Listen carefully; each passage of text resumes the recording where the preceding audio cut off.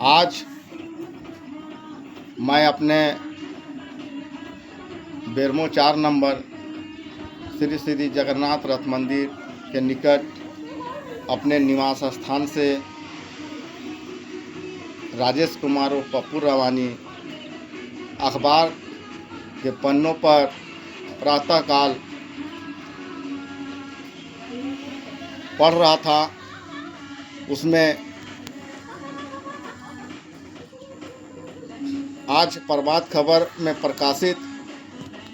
24/12/2025 दिन बुधवार बोकारो जिला के गुड गवर्नेंस वीक साप्ताहिक बैठक उपायुक्त कार्यालय समाहरणालय सभागार में मंचासीन उत्तरी छोटा नागपुर प्रक्षेत्र के मंचासीन IG Shri Sunil Bhaskar, DC Shri Ajay Nath Jha, SP Shri Harvinder Singh और डीडीसी श्री शताब्दी मजुमदार के द्वारा कार्यालय में शिकायत व अनुरोध लेकर आने वाले आम नागरिकों के साथ सम्मानजनक व मानवीय व्यवहार करने एवं शिकायत लेकर आने वाले प्रत्येक नागरिकों को पावती रसीद, रिसीप्ट कॉपी एवं समस्या का समाधान हो सके पर चर्चा कर रहे थे। मैंने भी पूर्व में 25 वर्षों से जिस स्थान पर मैं रहता हूँ, यहाँ एक विकराल समस्या है। हम लोगों ने 4 पीढ़ियों से रहते आ रहे हैं, मगर यहाँ के प्रबंधक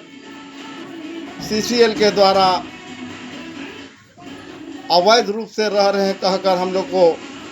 अमानवीय तरह से व्यवहार यहाँ के परियोजना पदाधिकारी नवनीत सिंह के द्वारा और प्रशासन को लाकर भयभीत और डराया धमकाया जाता है। कभी बिजली काट दी जाती है, कभी पानी बंद कर दी जा रही है। बड़े ही अफसोस और दुख होता है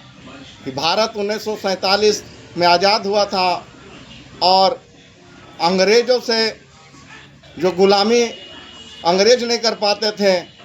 लोगों के साथ मानवीय व्यवहार करते थे, रोजी रोजगार और काम देकर सारी सुविधाओं से उसे प्रभावित करते थे।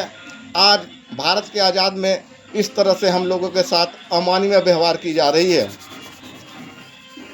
इसके निवारण के लिए आज मैं अखबार में पढ़कर बोकारो के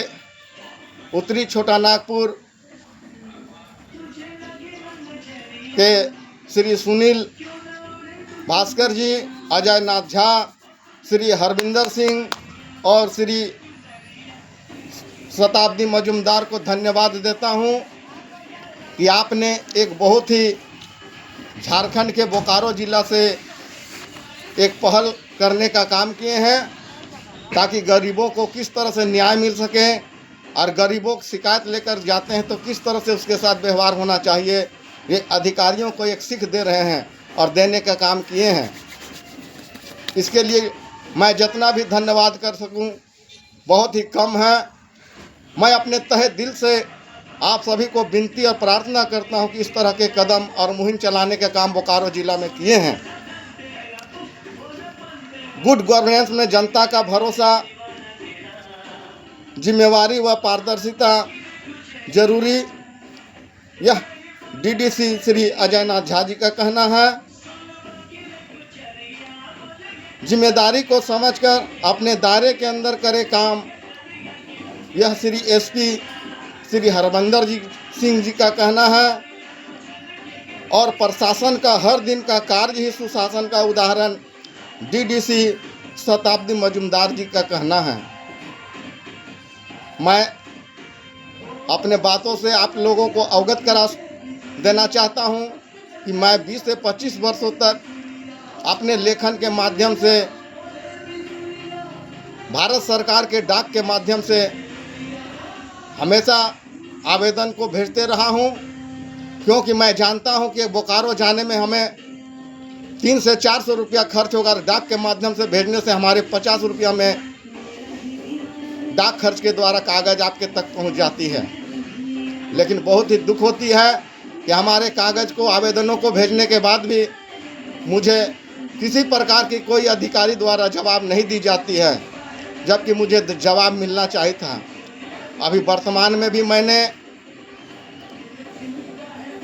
जिस समस्या के लिए अवैध कब्जादारी कहकर मुझे अपमानित किया गया है, मैंने अपने आवेदन के माध्यम से महामहिम राष्ट्रपति महोदया श्री द्रौपदी मुर्मू जी को, राष्ट्रीय मानवाधिकार आयोग के अध्यक्ष जी को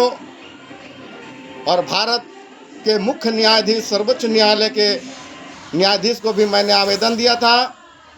जिसमें अभी तक मुझे केवल सर्वोच्च न्यायालय के न्यायाधीश के द्वारा मेरे आवेदन को संज्ञान में लेकर मुझे 22,186 केस नंबर